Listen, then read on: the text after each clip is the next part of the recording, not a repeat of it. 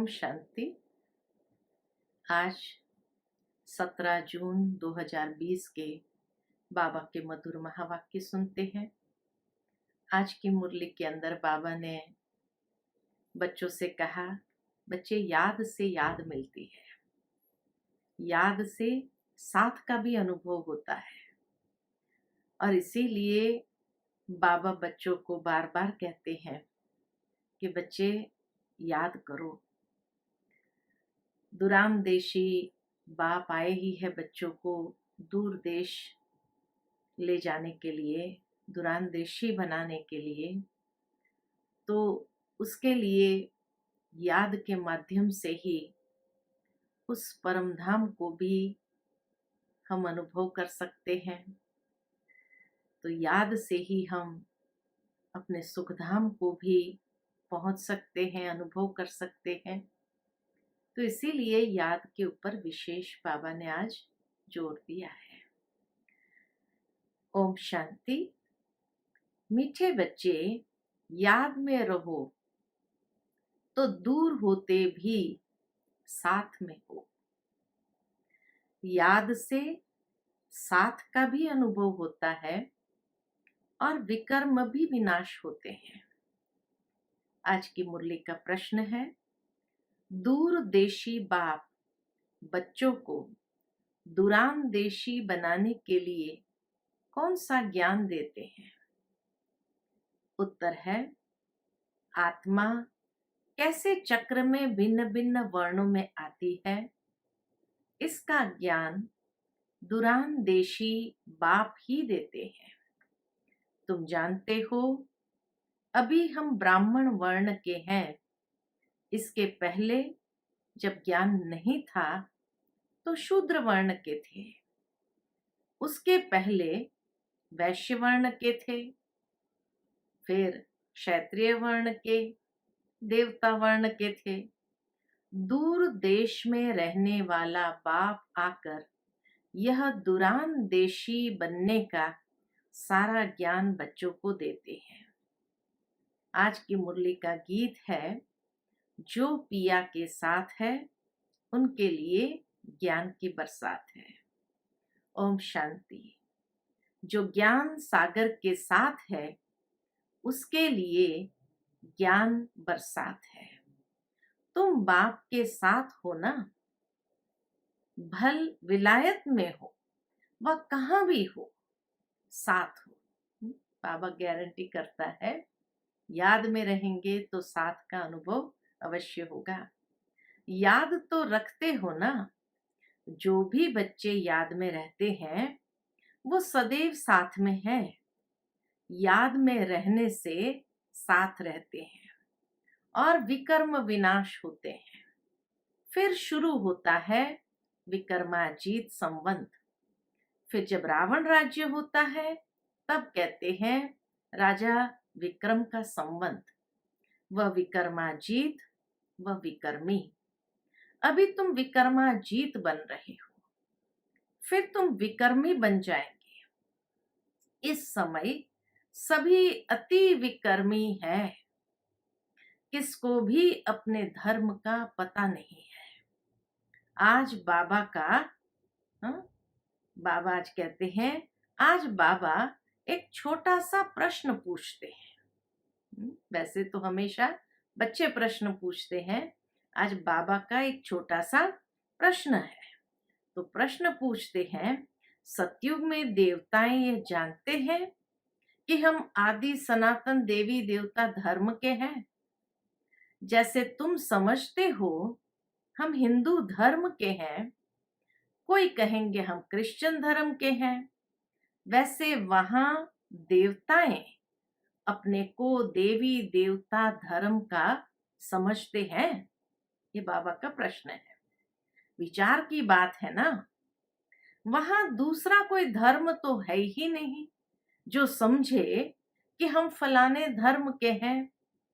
यहाँ बहुत धर्म है तो पहचान देने के लिए अलग अलग नाम रखे हैं।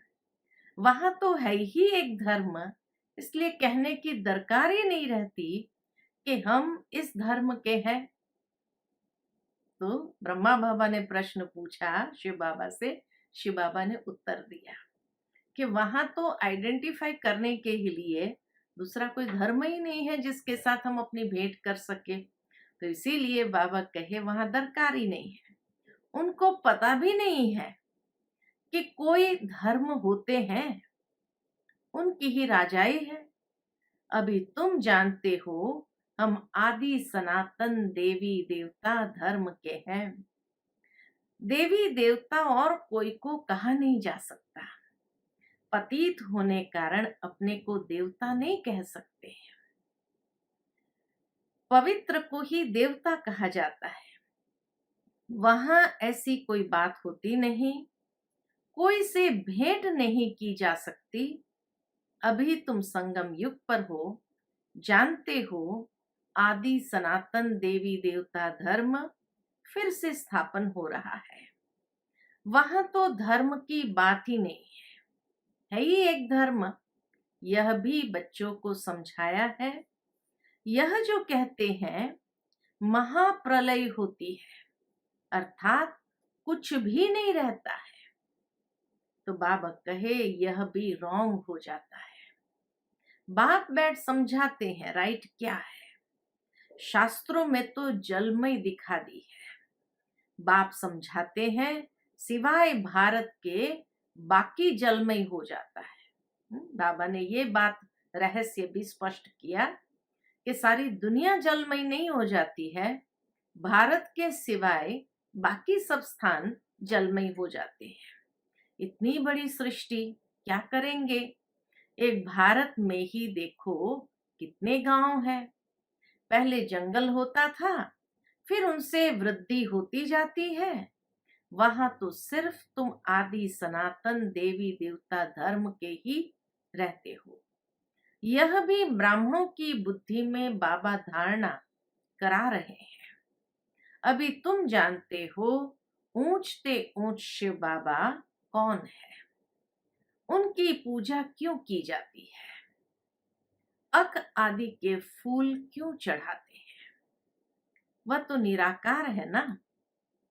तो पहले बाबा ने आदि सनातन देवी देवता धर्म की बात स्पष्ट की। फिर बाबा ने ये पृथ्वी जलमय पूरी नहीं हो जाती है, भारत बच जाता, बाकी जलमय हो जाता है। अभी बाबा शिव बाबा के परिचय पर ले आए कि शिव बाबा कौन है, उनकी पूजा क्यों हो जाती है, अक आदि के फूल क्यों चढ़ाते हैं। वह तो निराकार है ना। कहते हैं नाम रूप से न्यारा है, परंतु नाम रूप से न्यारी कोई चीज तो होती नहीं। तब क्या है जिसको फूल आदि चढ़ाते हैं? पहले पहले पूजा उनकी होती है, मंदिर भी उनके बनते हैं, क्योंकि भारत की और सारी दुनिया के बच्चों की सर्विस करते हैं। इसलिए द्वापर युग जैसे ही आरंभ होता है, सबसे पहले पूजा शिव बाबा की शुरू होती है।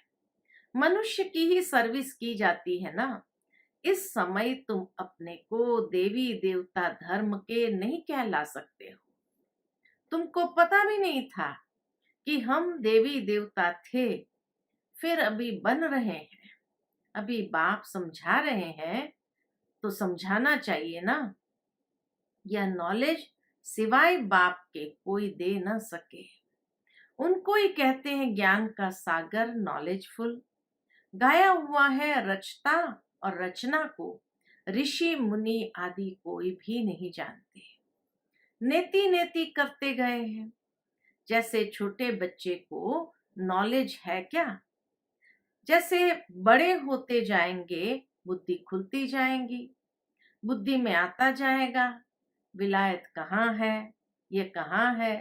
तुम बच्चे भी पहले इस बेहद की नॉलेज को कुछ भी नहीं जानते थे। यह भी कहते हैं बल हम शास्त्र आदि पढ़ते थे, परंतु समझते कुछ भी नहीं थे। मनुष्य ही इस ड्रामा में एक्टर है ना।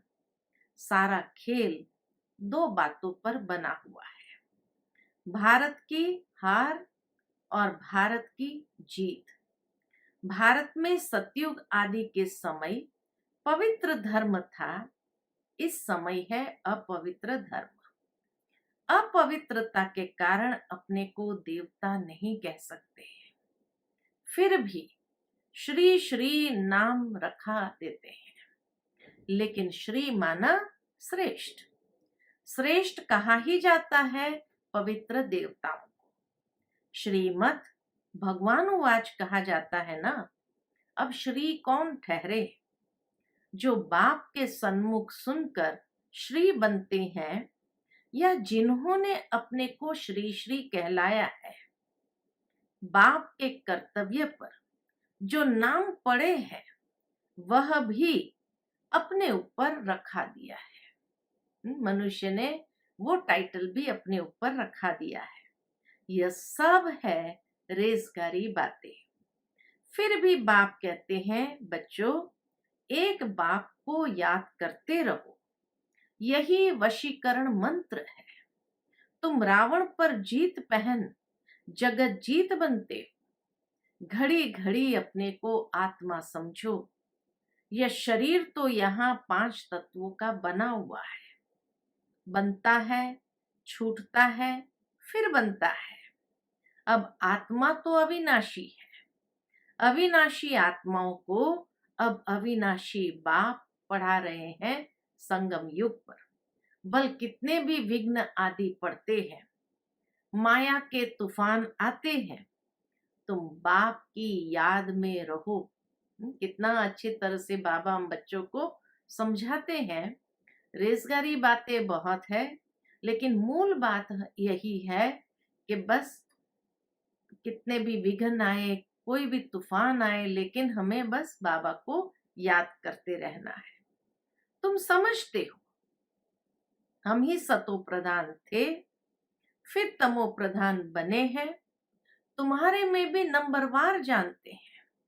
तुम बच्चों की बुद्धि में है, हमने ही पहले पहले भक्ति की है। जरूर जिसने पहले पहले भक्ति की है, उसने ही शिव का मंदिर बनाया, क्योंकि धनवान भी वह होते हैं ना। बड़े राजा को देख और भी राजाएं और प्रजा भी करेगी। यह सब है डिटेल की बातें। 1 सेकंड में जीवन मुक्ति कहा जाता है, फिर कितने वर्ष लग जाते हैं समझाने में। बाबा का ज्ञान सेकंड का है, लेकिन फिर भी ये सारी डिटेल की बातों को समझाने में बाबा को कितना वर्ष लग जाता है। ज्ञान तो सहज है, उसमें इतना टाइम नहीं लगता है जितना याद की यात्रा पर लगता है। पुकारते भी है, बाबा आओ, आकर हम पतितों से पावन बनाओ। बाबा को पुकारते हैं कि बाबा आओ, आकर हमको पतित से पावन बनाओ। ऐसे नहीं कहते कि बाबा हमें विश्व का मालिक बनाओ। सब कहेंगे पतित से पावन बनाओ। पावन दुनिया कहा जाता है सतयुग को, इनको पतित दुनिया कहेंगे। पतित दुनिया कहते हुए भी अपने को समझते नहीं है। रोज आरती में गाते हैं पतित पावन सीताराम, आओ पुकारते हैं, लेकिन फिर भी समझते नहीं है, अपने प्रति घृणा नहीं रखते हैं। तुम किसके हाथ का नहीं खाते हो? तो कहते हैं, क्या कहते हैं, जब हम किसी के हाथ का नहीं खाते हैं तो क्या कहते हैं मनुष्य, हम अछूत है क्या? अरे तुम खुद ही कहते हो ना, पतित तो सब है ना। तुम कहते भी हम पतित है, ये देवताएं पावन है, तो पतित को क्या कहेंगे? गायन है ना, अमृत छोड़ विष काहे को खाए। विष तो खराब है ना। बाप कहते हैं यह विष तुमको आदि मध्य अंत दुख देते हैं, परंतु इनको पॉइजन समझते थोड़ी है। जैसे अमली अमल बिगर रह नहीं सकता है। अमली अमल बिगर रह नहीं सकता। शराब की आदत वाला शराब बिगर रह नहीं सकता। लड़ाई का समय होता है तो उनको शराब पिलाकर नशा चढ़ाए लड़ाई पर भेज देते हैं। नशा मिला बस समझेंगे हमको ऐसा करना है। उन लोगों को मरने का डर नहीं रहता है। इतना नशे में धुत होते हैं जो बाबा कहे उनको मरने का भी डर नहीं रहता है। कहाँ भी बॉम्ब्स ले जाकर बॉम्ब सहित गिरते हैं। गायन भी है, मुसलों की लड़ाई लगी। राइट बात अभी तुम प्रैक्टिकल में देख रहे हो।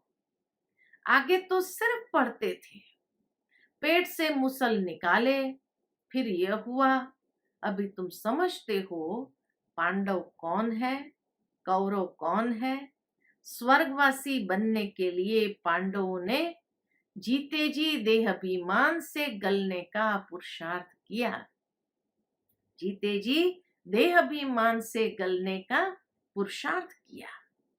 तुम अभी ये पुरानी जुत्ती छोड़ने का पुरुषार्थ करते हो। कहते हो ना, पुरानी जुत्ती छोड़ नई लेनी है। बाप बच्चों को ही समझाते हैं। बाप कहते हैं मैं कल्प कल्प आता, मेरा नाम है शिव। शिव जयंती भी मनाते हैं। भक्ति मार्ग के लिए कितने मंदिर आदि बनाते हैं, नाम भी बहुत रख दिए हैं। देवियों के भी ऐसे नाम रख देते हैं। इस समय तुम्हारी पूजा हो रही है, यह भी तुम बच्चे ही जानते हो। जिसकी हम पूजा करते थे वह हमको पढ़ा रहे हैं। जिन लक्ष्मी नारायण के हम पुजारी थे वह अभी हम खुद बन रहे हैं। यह ज्ञान बुद्धि में है। सिमरन करते रहो, फिर औरों को भी सुनाओ। बहुत है जो धारणा नहीं कर सकते हैं। बाबा कहते हैं जास्ती धारणा नहीं कर सकते हो तो हर्जा नहीं। याद की तो धारणा है ना। ज्ञान अगर समझ में नहीं आया, धारणा नहीं कर सकते हैं, तो बाबा कहे कोई बात नहीं, याद तो कर सकते हैं ना। बाप को ही याद करते रहो। जिनकी मुरली नहीं चलती है तो यहाँ बैठे सिमरन करें। यहाँ कोई बंधन झंझट आदि है नहीं।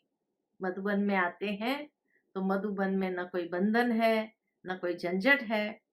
घर में बाल बच्चों आदि का वातावरण देख वह नशा ही गुम हो जाता है।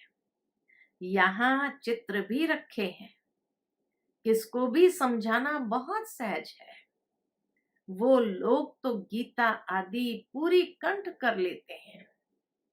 सिख लोगों को भी ग्रंथ कंठ रहता है।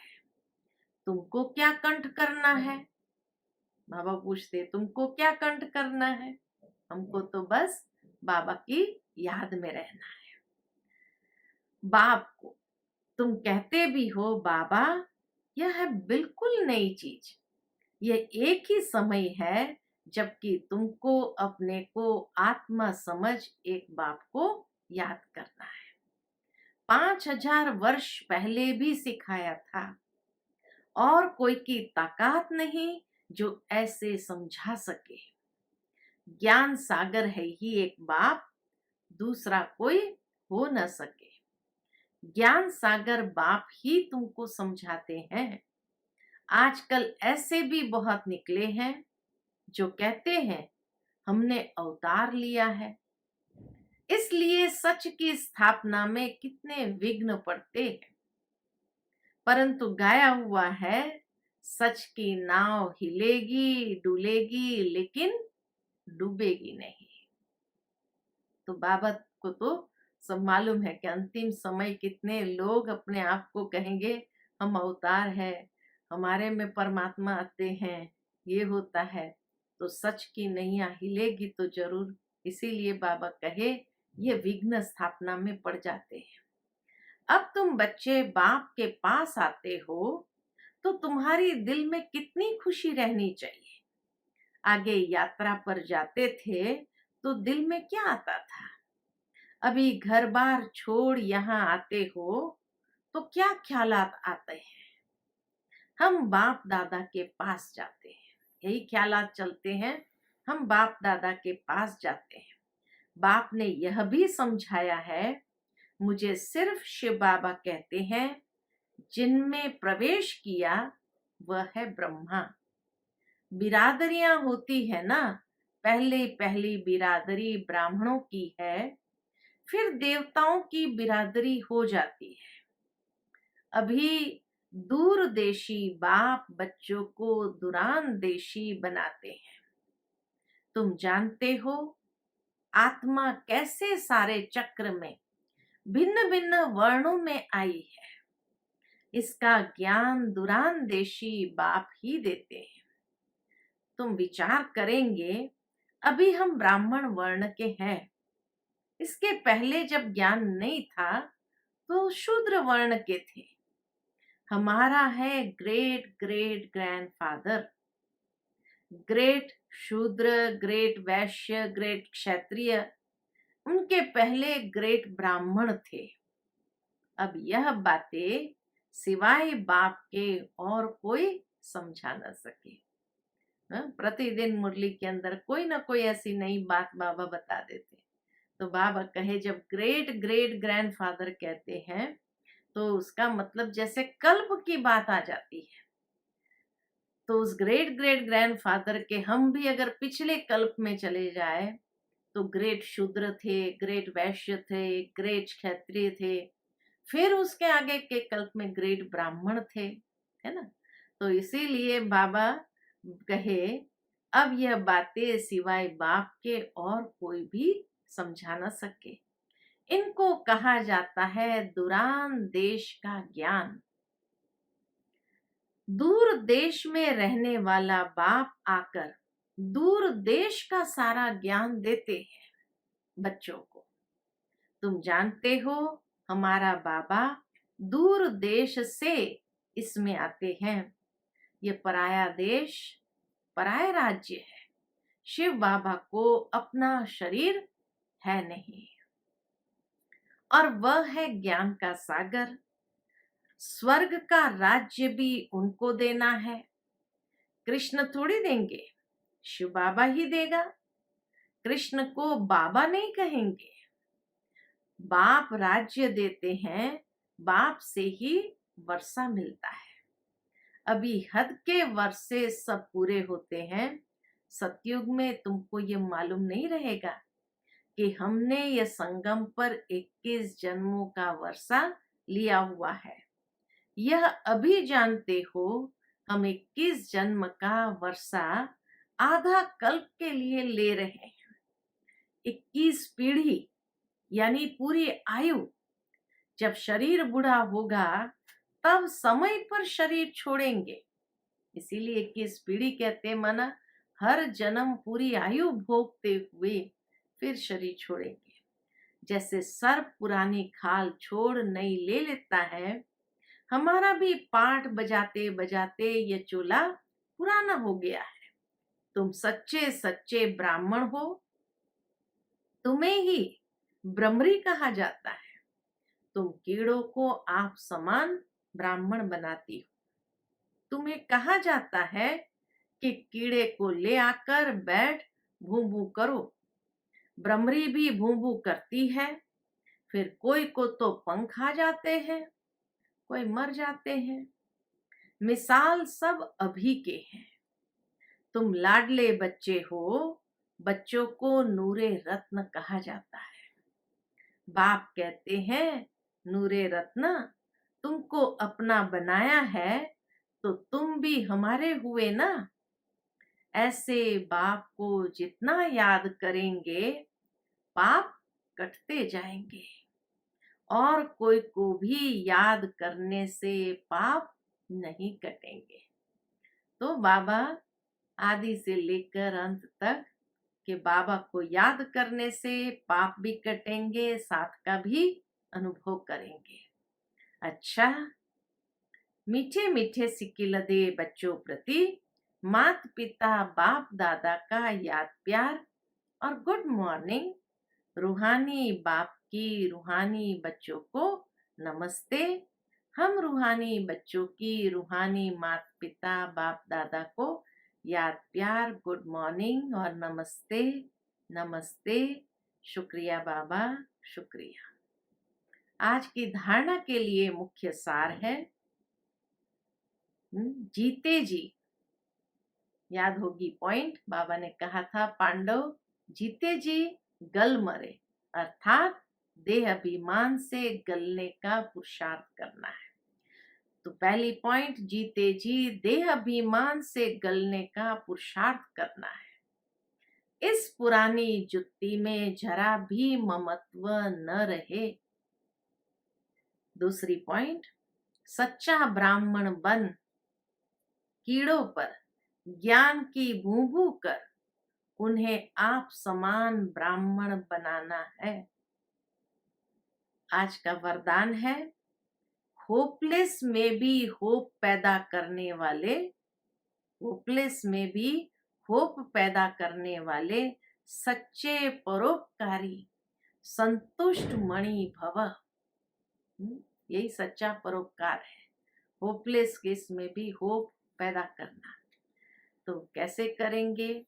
त्रिकालदर्शी बन हर आत्मा की कमजोरी को परखते हुए उनकी कमजोरी को स्वयं में धारण करने या वर्णन करने के बजाय कमजोरी रूपी कांटे को कल्याणकारी स्वरूप से समाप्त कर देना, कांटे को फूल बना देना, स्वयं भी संतुष्ट मणि के समान संतुष्ट रहना और सर्व को संतुष्ट करना। जिसके प्रति सब निराशा दिखाए ऐसे व्यक्ति व ऐसी स्थिति में सदा के लिए आशा के दीपक जगाना, अर्थात दिल शिकस्त को शक्तिवान बना देना।